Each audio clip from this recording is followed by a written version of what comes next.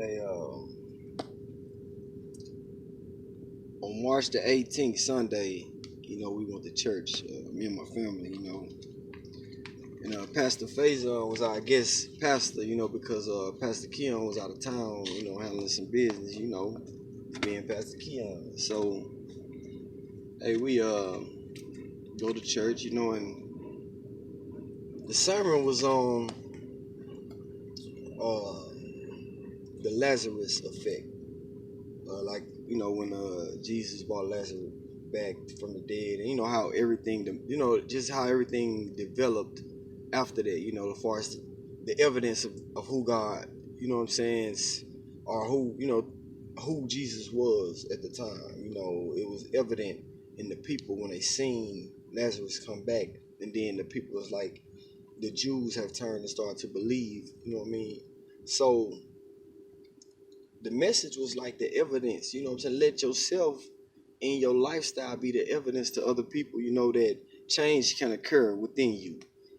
So when he was speaking that, I was feeling it. I'm into it because I'm trying to show, people, man, and these young guys out here, man, growing up, man, that, no matter what you say, man, or what you do, you can front like you don't hear, what I'm saying, act like, because the thing about it, man, I heard the same thing, dog. I heard the same speech, same thing I'm talking about right now. I heard it all before. You know what I'm saying? But I never felt it. You know what I'm saying? I never actually listened to it. And if I would have listened, I wouldn't have had to bump my head so many times in order to get, the development that I got now. And I'm still not there. I probably never get there. I never get to where I'm trying to be because I'm constantly striving to better myself. And I struggle with issues that, sometimes hinder that, and sometimes I have fears, that, I'm gonna let these things that I can't deal, the things that I can't deal with, or the issues I don't want to face, affect me, and cause me to fail. That's one of my biggest fears. Letting a trait that I have, or something that's a character flaw that I have, cause me to fail, and you know what I'm saying, disappoint my family, children, wife. You know what I'm saying, and those that look up to me as if I'm a role model or whatever. I refuse, man, to allow character flaws to determine how I'm gonna turn out, And I'm trying to, what I'm saying, and people can see, I came a mighty long way. I don't like to brag on myself. I'm not gonna do that because it's not about me. It's about me helping somebody and my lifestyle and my story. Because if a person seen me and talked to me and I never told them anything about me, a person never know I did 10.5 years in prison. A person never know of the, what I'm saying, the crimes I committed towards humanity, and I served time to,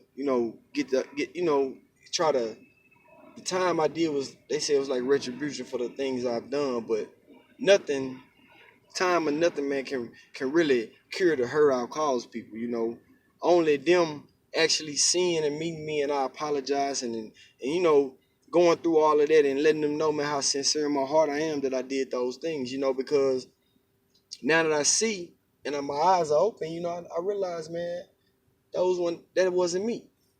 That wasn't the best of me. So I want about to. So during my time, I decided, man, get better, Mario. Do your thing. And then lo and behold, man, my wife came back into my life. You know what I'm saying? And then okay, the reason why I'm saying it because she came back into my life. You know what I'm saying? We wasn't together or nothing like that when we was younger, but I always been infatuated with her. I always wanted her, as my wife or whatever, because I seen her growing up, and we lived like right across the street from each other. Our mother's best friends, our grandmothers know each other. It's like a family thing. You know what I'm saying? But I don't want to know her like my mama know her mama. You know what I'm saying? I like her like that. You feel me?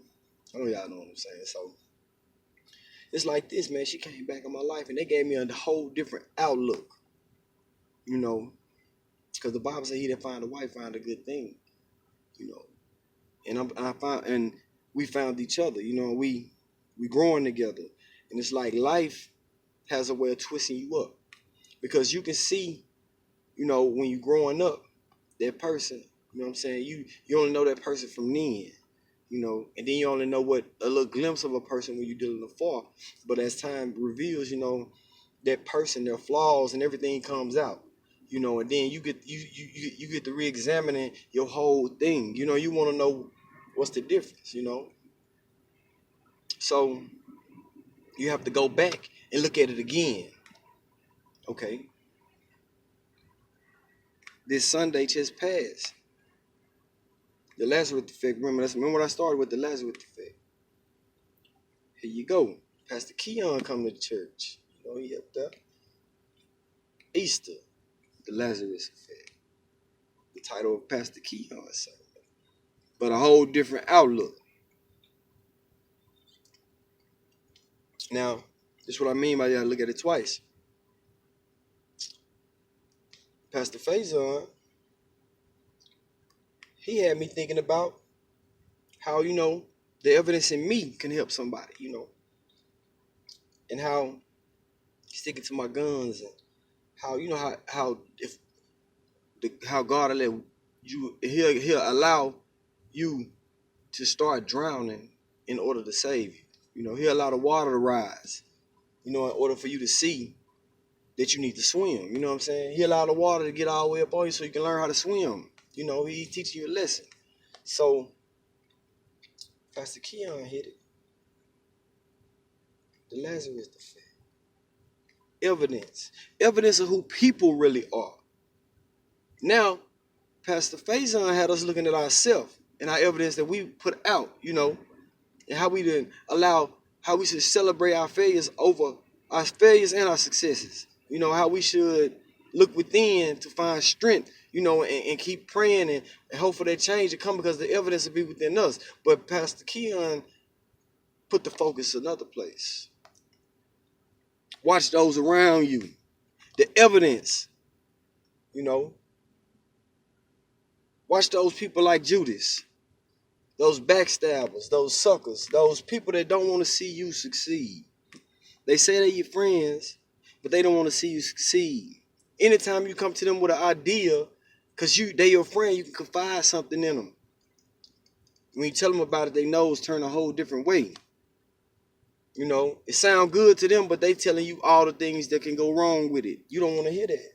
You already researched it. You did your pros and cons. You figure it's a good idea. So now you just want to see the opinion of your friend. Even though you decided you're going to do it anyway, you want to see the opinion. But this your friend you trust. They tell you it ain't right. Now you double thinking it. You know, you uncertain about it now because of that friend. That's not a friend. You know.